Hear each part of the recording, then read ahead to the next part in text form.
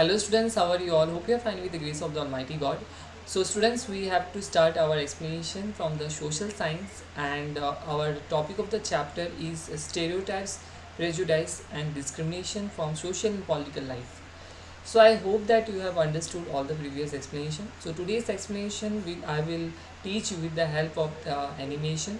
May this animation will help you to understand. Okay, so let's begin the animation without wasting the time. Prejudice, discrimination, and inequality. All the people can never be classified in a certain group. There are many different types of people in world. Imagine what happens when one person thinks or feels a certain way about an entire group of people. This chapter will give you detailed account about stereotypes, prejudice, and discrimination. Knowing about differences. People belong to certain groups. Whether that group is racial, gender-based, or something like what a person chooses to eat, everyone belongs to at least one group. Here, it is notable that being a part of a group is not all that to a person. Let's understand it by an example. Neelima and Stuti are classmates. Neelima is vegetarian, but Stuti is fond of fish. When Neelima and Stuti meet, they have all sorts of ideas about each other. Some of them are true, and some are just based on stereotypes and prejudice. What does a prejudice mean? Prejudice is a feeling towards a person based on their affiliation with a group. Here we can again refer the example of Neelima and Stuti. If Neelima decides not to like Stuti just based on the fact that Stuti is non-vegetarian, then she is being prejudiced. Her feeling of dislike that springs from her belief in a negative stereotype is prejudiced. Understanding stereotype, positive and negative. A stereotype is a belief about a certain group of people. Both the prejudice and stereotype can be either positive or negative. For example, Stuti thinks that vegetarians are healthy and peace-loving. These are positive stereotypes because they reflect well on the group. On the other hand, she also thinks that vegetarians are pedantic and holier than others. These are negative stereotypes. Neelima thinks that meat eaters are all strong due to all the protein they eat. This is the positive stereotype. But at the same time, she also thinks that they don't care about the environment. This is negative stereotype. Discrimination. Implementing the feeling of prejudice in action is called discrimination. The people involved in sweeping, garbage collection are treated as lower class people. Also, most of the people hesitate to have meal with them. This is just an example. There is discrimination in the society on the basis of caste, color, race, religion, gender, etc.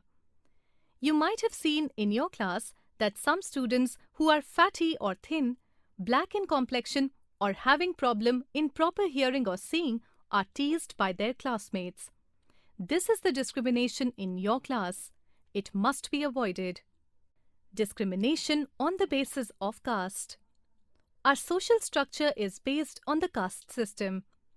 Although originally based on occupation, it has now developed into a four hierarchy based on birth. According to the Hindu mythology, Brahmins were born from the head of the creator, Kshatriyas were born from the shoulders, Vaishyas from the stomach, and Shudras from the feet of the creator. Thus, a person's birth in a particular caste determined his or her social status. Out of these, the lowest of the low castes are referred to as untouchables and were treated very badly. They were not allowed to drink water from the same well or live in the same areas where upper castes lived. But it was the lowest castes that carried out the menial jobs. They performed most important functions, yet they were discriminated against. Though originally associated with Hinduism, it also permeated different religions. Casteism keeps the society divided in our country. Due to this, after independence, the Constitution clearly stated in its preamble that it guaranteed equality to all its citizens. Untouchability has been abolished, special provision have been made in the form reservation to uplift the scheduled castes, scheduled tribes and other backward class, SC, ST and OBC and communities. Discrimination on the basis of gender. Traditionally, males have always enjoyed more position and power in India, whereas the females were discriminated against even before her birth, which reflects in the high rate of female feticide. The girl child is given less attention in matters of healthcare, food, and education. Some of the problems faced by the women are dowry, parda system, illiteracy, and physical abuse. The government has taken several measures to improve the status of women. The Hindu Secession Act 2005 has given Hindu women equal rights on inherent property. Non-formal education and free education to the girl child has been introduced. Reservation of seats in the Panchayat, 73rd Constitution Amendment 1992, and changes in the inheritance and marriage laws have resulted in the empowerment of women. Discrimination on the basis of color. It has been observed that often a black-complexioned man is given the name Kallu, Blackie. It gives chance to fair boys to tease them. People have a prejudice against people with dark skin in many places in India. Sometimes they are treated differently and sometimes unfairly. Such kind of discrimination takes place in marriage, workplace, and school too by classmates. Discrimination on the basis of religion. Nowadays, this kind of discrimination has become a very sensitive issue. Imposing one's superiority over other religion is very common these days. India is a secular country, that means officially the government will be neutral in terms of religion. All the religions are equal before the eyes of law. Government will neither be biased nor opposed to any religion. We should live in peace and harmony, respecting other religion as well as yours. In India, a larger number of people follow Hinduism, although there are also followers of other religions like Islam, Christianity, Buddhism, Jainism, Sikhism, Judaism, etc. But despite these diversities, there is an underlying unity that has made India a successful democracy.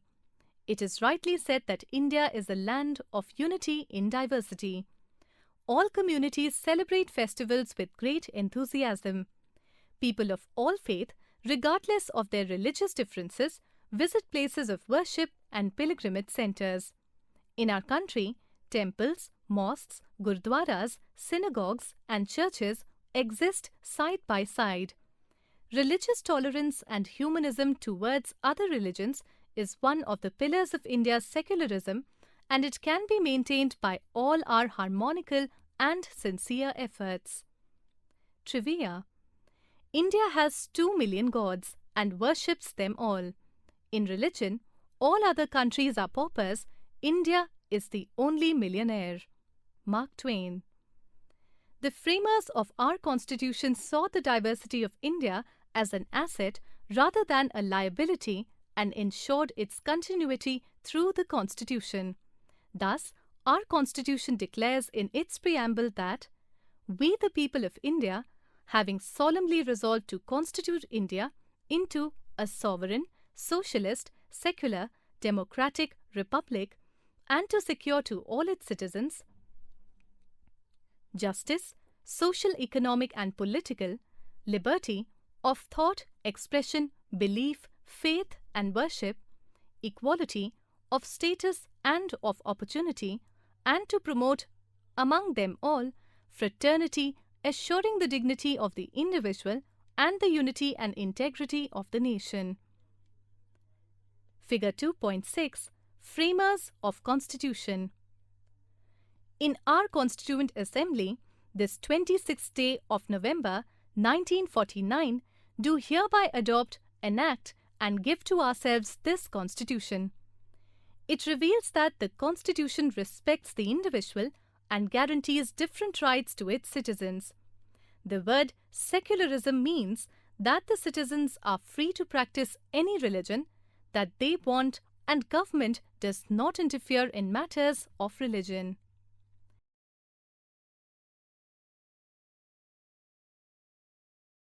I hope that you have watched the animation and you came to know about the discrimination, prejudice, stereotypes, and striving for equality. Okay, if you have not, I'll be uploading the explanation by myself. I'll be explaining virtually. Okay, do come in the live class and attend the live session. It will help you a lot to know about the chapter. Till and then, take care. Thank you. Bye bye.